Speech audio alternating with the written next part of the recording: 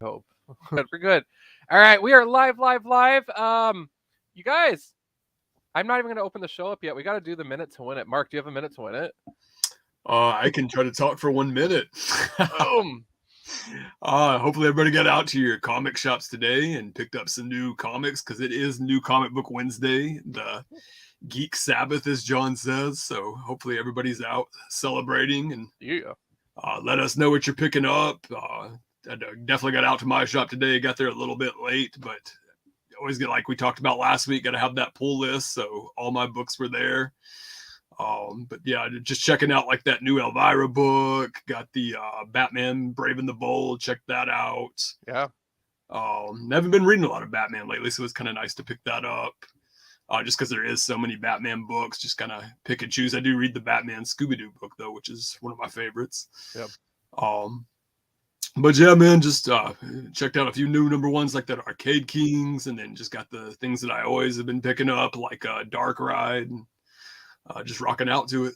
Heck yeah. Issue, what is it, 6 already that we're Yeah. on for Dark Ride? Wow. Yeah, I lifted that up during Rainbow Live today. I was like, it just feels like this started, but that started around like Halloween or something. So, yeah, it's so humbling to watch these issues just fly by, true DeLorean style. Yeah. Well, Mark, you made it a minute and a half, so you definitely minute it to winded it. Wow. But yeah, we'll go ahead and kick the show off here. So, without further ado, the best drum roll a guy can muster on this poor glass desk, and I swear this thing is going to shatter one of these times, and you're going to see the camera go all over the place. But hey, everybody, it's a comic book look. I just knocked a statue over on my desk. But it's a comic book look. It's your boy John on Demand, aka On Top of It tonight, and joined, of course, by co-host extraordinaire, brother from another mother, great from another state. It is Mark, aka the begging and boarding bad boy, straight from Tennessee. And we are a comic book look, you guys, proudly sponsored by Rainbow Comics. So if you're in the Sioux Falls area, stop by and say howdy, especially if it's Wednesday through Saturday, because your boy is going to be there. And if you're in the Lincoln, Nebraska area, stop by and say hi to Lincoln, or say hi to Taylor and the team, not Lincoln and the team, but they're in Lincoln as well. So feel free to connect with them. But without further ado, we are going to start the show. Today's show topic, I'm going to open it up with a statement, and then we're going to get into the meat of the show, and then we have some just opinion pieces at the end. So it's going to be a real chillax kind of day. First and foremost, Guardians of the Galaxy 3 has been taking the big screens by storm. Mark, have you seen Guardians of the Galaxy 3 yet?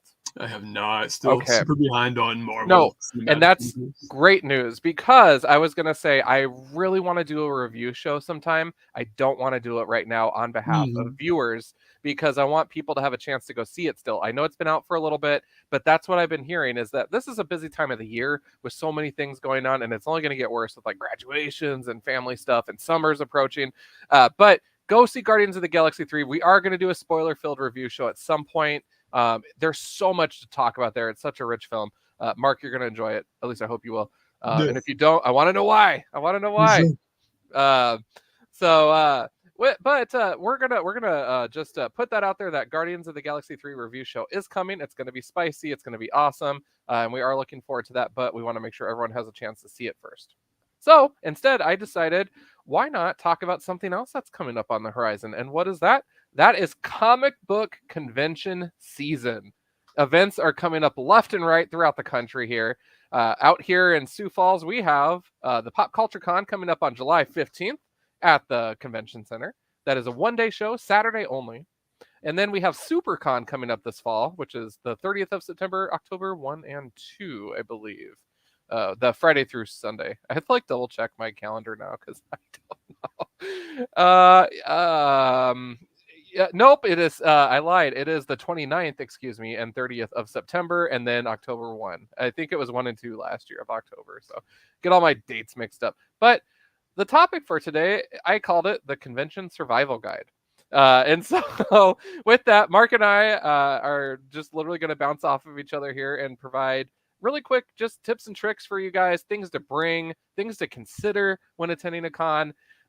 What it's like going to your first con versus going to multiple shows, that kind of stuff too. So let's set the stage here. Mark, how many comic book conventions have you attended? I'm not really a con goer. Honestly, I'm not against them, but I'm definitely I go to the comic book shop every Wednesday, and then sometimes Oh, hit them on the weekends. So I'm not really a huge con goer. okay. I guess I've been to two or three, roughly, very small. I think SuperCon, the one in South Dakota, might be the biggest one I've been to, actually. Which is awesome that you made it out here for that. Yeah, Just seeing the video great clips and the experience. pictures of that was so fun. Yeah. That's awesome. Cool. And in contrast, I have been to, bigger ones on the coast. I have not been to San Diego or C2E2. I'm a total newbie face when it comes to that. But I do definitely have some advice to give this evening. So first of all, Mark, from our experiences here, let's talk about what do we do to prepare for a convention? So when you think about going to a show, what is the first thing that Mark does? Man. If I was thinking about going to a comic convention, I guess I would be thinking about making a list of like what I am looking for there. Like, there's so much going on there with cosplaying and like so many different vendors and different offerings from each vendor. So, money might be limited. So you might want to set that budget and then think about what that budget's going to go towards while you're there. What are you most excited for? Also, checking out who's speaking there. You're going to have to budget your time as well, because like I said, a lot going on. So those are things I would look at, kind of like a schedule or an itinerary Yep. ahead of time would be my first thoughts. Yeah, heck yeah. Nope. And I am exactly on the same wavelength there. The first thing I always do is who's going to be there. So for guests, when I started going to conventions originally, you guys, I was so passionate about getting comics signed, getting to meet creators. But I started running into like the game of lines. So for like popular artists and stuff. And I will say one piece of feedback is that when you work at a comic book store and you see books coming in signed, but there's no like COA, which is a certificate of authenticity with it, we technically don't resell it as, oh my god, Stan Lee signed this, because without that document, it's who to say, was it like just done, forged or whatever the case is. And so just one thing to double check when you're looking at guests, and if you're looking at them heavily in hopes of flipping things, also check to see, is there a COA program that's going to be there, or is the convention going to be providing one of some sort? And sometimes guests will have them on their own printed up in advance. So these are all questions you can ask convention staff. Make sure to reach out and contact them, and just ask those questions and see. It just depends on the intent again. And some people, honestly, like me, I don't really care to resell my stuff. I just love meeting the person and getting it signed, take a picture with them, and I'm happy as a clam because I have that memory. I'm more sentimental with that kind of stuff. So it just depends on the intent of it. But make sure you do your planning in advance, because you don't want to be not getting what you want and paying like $50 to $100, whatever, for a signed item is my thought. I am going to mirror Mark's sentiment about time. So limited. And so when you think about like this July, we have a convention that's a 1-day show. And I was talking to one of the guys that's involved with it, running it, and he was like, yeah, we have 1 day to do this great product. There's so much going on that you definitely want to do your due diligence, make sure you're checking the programs. Usually conventions will have the schedule posted online in advance, so that way you can go through and say, I want to go to these panels, I'll be here at these times, then I can be on the floor here, so and so is going to be at their table there, boom, photo ops are over here at this time, etc. And it really is kind of like a mini trip to Disneyland, depending on the show that you go to, because there's so much going on. Also, I would recommend, for those of you that do attend the major ones, does the con have an app of any sort? Because those are so helpful, where you get your phone notifications and stuff as reminders. So I definitely would recommend checking into that. I know here in SuperCon, we are working on an app, which is super exciting. Super, I see what I did there.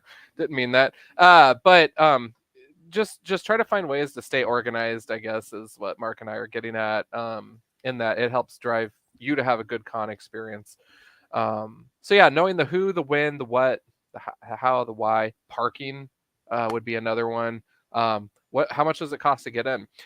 For those of you that do any sort of comic book podcast, because we have other shows that like to check us out here. So if you do any sort of show, comic book related, be it podcast, YouTube shows, there is the option of applying for a press pass. So I did that for the first time ever when I went to Heroes Con last year, and they basically gave me 2 tickets for free. to come in and do what I normally do. And that's an amazing opportunity. It does not get you into the show in advance typically, but they will just provide a pass. You just go to a separate room, get your passes, and then you have to go wait in line, which is fine. But it's just a really cool nod to say, thank you, John and A Comic Book Look, for all of your work in advance, for lifting us up. So that's another thing too. Always check with the con to see if press passes are available. So that's something that I learned last year, and I'm like, oh, that's cool. So yeah, that's kind of some of the prep, I guess. The only other thing that I would do as a comic book collector, if you're looking at getting books signed, I use a program called Collectors with a Z, or CLZ app. So that way I can just search for creators in my database of comics and pull out issues that pertain to this creator and decide which ones I want to get signed. Researching, are they charging or not, of course. And then just knowing who it is. If it's a major artist and there's going to be a huge line, I'll probably pass on it. If it's someone that is just getting going in the game, I want to support them and have fun, and so I'd probably bring like 4 or so. I will say, and Mark, this is a good opinion piece right here. I was in, I won't say artist or show or anything like that, but I was in line to get books signed by an artist, and I kid you not, the guy in front of me had a legit suitcase on wheels, half a short box, for this guy to sign ahead of me. And by the time I got up there, I said, I only have 4 books, and 2 of them were Sinister Spider-Man issues 1 and 4. I didn't bring the other 2 because I wanted to do a real low volume and be considerate of everyone else's time, except everyone behind me also had mountains of comics. And he was like, well, where's the rest of the run? And I was like, I didn't know that I should do that, like I figured I'd save it for another show with you maybe. So just be mindful. I don't know. I mean, maybe this was this person's only chance to meet the artist. I don't know. But to me, it just felt really like, hey, I need you to sign 40 comics and I'm going to pay you $1. It's kind of more like you. Yeah. I'm you more know what I considerate mean? of people behind me and Yeah, considerate yeah. of the artist. And Yeah. So I don't know. I think that there's an etiquette to it. Remember that guests are human beings too, you guys, would be, I guess, another thing when you're planning on your stack of things to bring. Yes. For sure. So let's talk about when we get there. So things just to look out for and things to consider.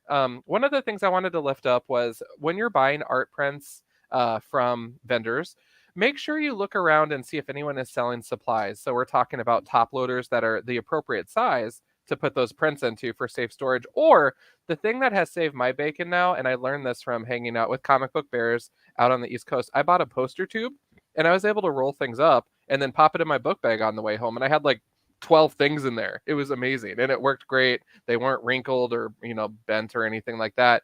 And poster tubes rock. So I still have it. I recommend that as a just standard con supply thing. If you're a collector of art in any way, shape, or form, I would bring one anyways, because sometimes conventions will have promotional posters and it's fun to hold on to those. So I always just carry one around just in case, but poster tubes for the win. And you can get those usually at your local comic book store.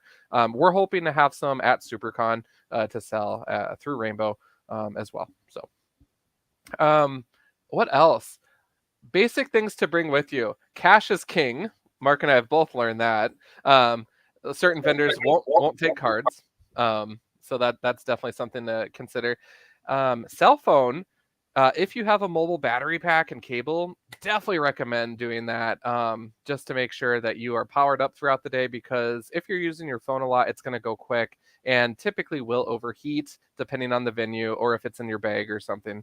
All this stuff has happened to me at one point. So just bring a portable battery pack and you should be just fine there.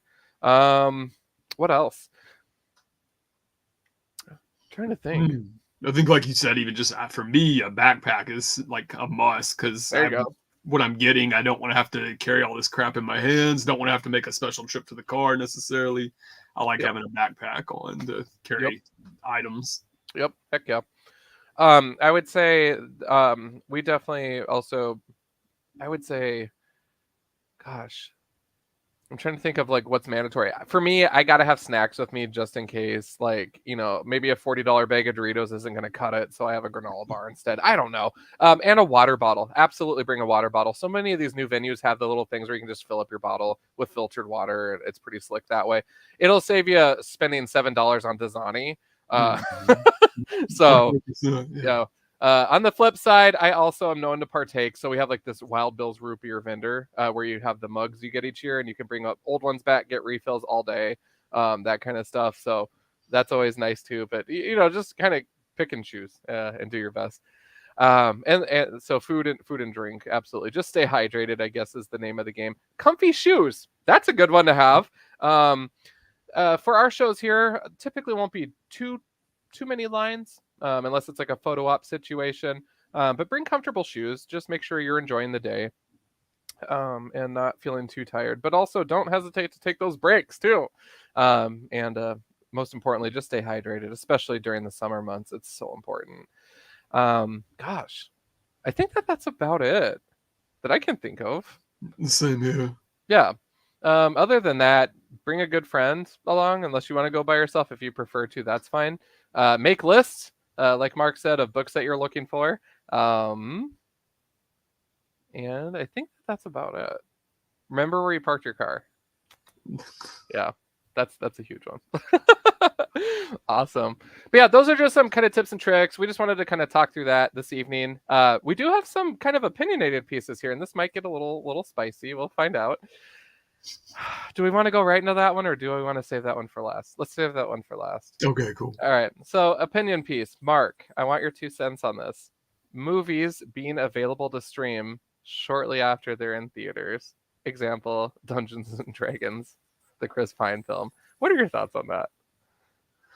It's still, I don't know, it's kind of weird to me because maybe I'm just old school, but I enjoy going to the movie theater. I enjoy getting popcorn. I enjoy having a snack there. The whole movie experience. I like watching previews before a movie. I like getting there on time to just experience it all. I'm the type of dude that sits there while the credits roll and wait for a cut scene or just listen to the soundtrack while the credits roll. So I'm all about the movie experience. There are some movies that come that I don't catch. It's hard to catch everything, but I like going to the movies. So when it comes that quick to streaming, it is very odd to me. Yeah. It was so weird. I walked into work today and we were watching the new D&D movie. Wow. I'm like, dude, I just saw that in theaters like last month, I want to say. Yeah. So and it was fun. It was a great movie. I enjoyed the heck out of it, but I'm also a D&D nerd, so I might be biased. But arguably a very fun rendition of it, and I thought they did well. So I was just so surprised and sad to see it streaming already. I mean, if they're getting coin off of it, cool. But I don't know, just felt a little quick for my liking, I guess. And that's not including all the Marvel offerings either, right? Ant-Man Quantumania is already streaming on Disney Plus. So that's crazy. Not like I'm gonna rewatch it. Copy released today too, didn't it? Like the DVD or the I think it did. Yeah. It was not my personal favorite, I'll be honest with you. Did you see that one? No, I'm way behind. Yeah. Okay, so you're not missing much. Spoiler. I don't know. I don't really want to do a review show on that one because I think I'll be overly critical of it, but who knows? This next one was really interesting to me, and this one's kind of been discussed on all the major forums too. But Marvel is doing 1 episode at a time for Loki season 2, but then they're dropping the whole season of Echo all at once. What are your thoughts on that? I guess they think people will stick around for Loki each by episode, but they think maybe Echo's not as well known, so maybe just throw it all out there all at once to get more eyeballs on it, maybe. Sure. It's interesting though, because I think this is the first show that they're doing that. Because even Miss Marvel, a lesser known character, they did episode by episode, and I thought it went just fine. I enjoyed it well enough, but yeah, I'm kind of disappointed and surprised by it, just because again, this is the first show. Maybe they're more so trying it like, is this gonna work? Yeah, definitely testing the waters for sure. Yeah. And so I don't know. It kind of threw me off a little bit when I saw that. I personally want Echo to succeed. I love that Marvel takes on like different characters and stuff. But I'm also curious how a season 2 of Loki is going to go. That's exciting to me too. I don't know. I'm just excited about everything today. But Loki season 2, it's so interesting to see a second season of a Disney Plus show. So we'll see how that pans out. And shout out to the Kang Dynasty and all that. Yeah. So the huge talking point then this week, it's been everywhere, all over the medias. And so if you intend on reading Amazing Spider-Man coming up, and you don't want to be experiencing a spoiler, even though everyone's been talking about it, stop the show right now. We're gonna let Mark take a sip, and then we're gonna get in. Okay, we're gonna get into it. Okay. So super huge spoiler. This is not an ACVL exclusive by any means, but it was revealed in ASM coming up where Marvel's made the decision. I feel bad saying it. I don't want to spoil it. I think everybody knows. We gotta talk about it. We're gonna talk about it. This I is see. I mean, this is worse than the Mary Jane thing. I mean, at least we were able to fix that with good suggestions. Marvel. Marvel has decided, you guys, to kill Kamala Khan, Miss Marvel. I have not been reading ASM for the life of me, so I don't know why she's even in the book. I don't know, with a movie appearance on the way this fall, why we're doing that. I think that it's an interesting time. If anything, I also am kind of sad that it takes death to bring relevancy to a character, to make people care about a character. Because I personally feel like she's rich enough as a character to continue living and having her own series and do a good job at it. Yeah. My 2 cents. What are your thoughts on that, Mark? I mean, I don't necessarily read her books, but I think she has a strong enough following that I don't think, like you said, that they have to kill her off to bring relevancy to that character. I feel like she has a strong following. I mean, Yeah. How many episodes did that season run that is on Disney Plus? Was it 6, 7, something like that? Okay. Yeah, this is a shorter one. Derek's checking in with us here. Hey, Derek, no one ever dies anymore. I mean, that's true, especially the X-Men books, which that's a whole nother thing. Like, everybody's alive and everyone's immune to it. But yeah, that Marvel advantage, right? Who needs life insurance when you're a Marvel character? So in this case, I'm kind of glad that that's hopefully not the case, Derek. To answer your call out. However, I do think that I don't like seeing her be a sacrificial lamb in any way, shape, or form, just to enrich ASM. Because I think Amazing Spider-Man has enough characters in that stable to do it without pulling in someone else and having them be the Aaron's getting spicy. Marvel decided pissing off Spider-Man fans wasn't enough and decided to go after Miss Marvel fans while they're at it. Oh no, dude. I can only imagine how ASM fans are feeling. Kamal will be resurrected on Krakoa, I guarantee it. Aaron, I feel like you have like some industry insider here, though. I mean, you work at Comic Book College and you guys study comics at Comic Book College. Obviously, you have your PhD. And so Mark's like, oh my god. Yeah, I don't know. She's not a mutant though. So are they going to try to rework that so they can rework that into the MCU? It seems a little risky. I don't know. I don't like this move. I don't like it at all. But I also don't like change in comics. So there's that too. I don't know. I don't know. We'll see how it goes. This has been, like I said, we were even talking about it at the shop today. We tried to mute it around customers, but customers then jumped in to the conversation. So it's out there. Let's talk about that though. Why is it out there already? Why was there inside comic book panels released ahead of the issue being released? You know what I mean? Like, to me, that feels very odd. I would rather, have a headline that says, ooh, something's coming, Granted, we've seen that 8 times so far this month alone. But, it felt a little, the timing and everything was very weird. So either they're doing some brilliant new form of marketing. We're all talking about it. So that's good marketing in itself mechanically. Right. But I don't know. I wish it could have been anybody else. Yeah. Make it an X-Men. That way we know they're coming back. I don't know. But we'll see. Oh, I'm so bitter about this. I'm sure you'll have like an ongoing series or a new like mini series with her whenever she's brought back around the time. Is it a show that's coming out or a movie that's coming out? The next one is a movie. So it's the one with Carol Danvers and then Monica Rambeau. Okay. And so And that's MCU. I mean, so is it books versus MCU? Are we finally going to be separating and doing different things? That's going to confuse people, though. Yeah.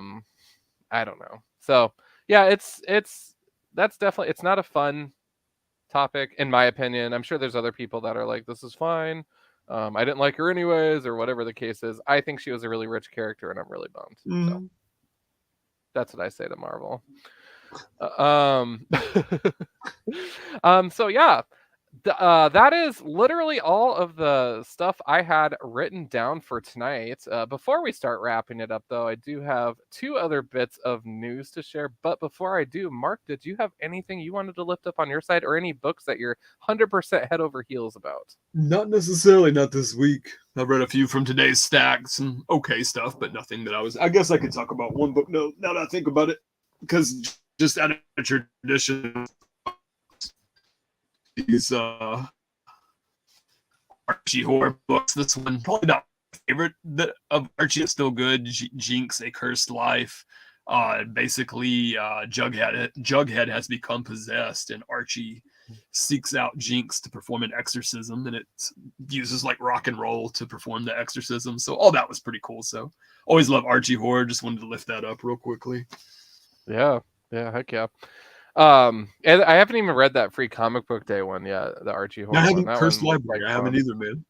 You Yeah, just I gotta reminded me crush that I need that. to read that. Wasn't that Yes. Cursed Library? Yes. Yep. Yeah. I think so. Yeah. I think that's right. Yeah. Well, awesome. Well, two things I wanted to lift up, and these are just light things. I just wanted to lift up that I have a couple of irons in the fire, you guys. Things are getting really exciting on my side here. So first of all, I did just want to share that there is gonna be another video show uh, coming up here very, very quickly. I will actually attempt to share my screen here without breaking my computer. She's been a little crabby today, but I wanted to just lift up really quick. Comics by Night is coming very, very soon. So this fall. So this is the Facebook page for it. It's in the very baby stages right now. I just got the logo made up and the cover photo and everything. But Comics by Night is going to be yours truly, focusing strictly on the scary books. So that is going to be rolling out this fall around Halloween. I will start doing some content before then, though, before the standard programming starts. But I'm going all out with it. I'm getting business cards made up for both the Comic Book Look and Comics by Night to lift up our our shows. And then also hopefully going to be doing an intro video for Comics by Night, and then hopefully doing another intro video for Comic Book Look as well. So that is that. And then I also did just want to lift up that we are officially live with a very fun project called Bamboo Panel Studios that I am a part of. I am one of 4 people right now working on our very first comic book.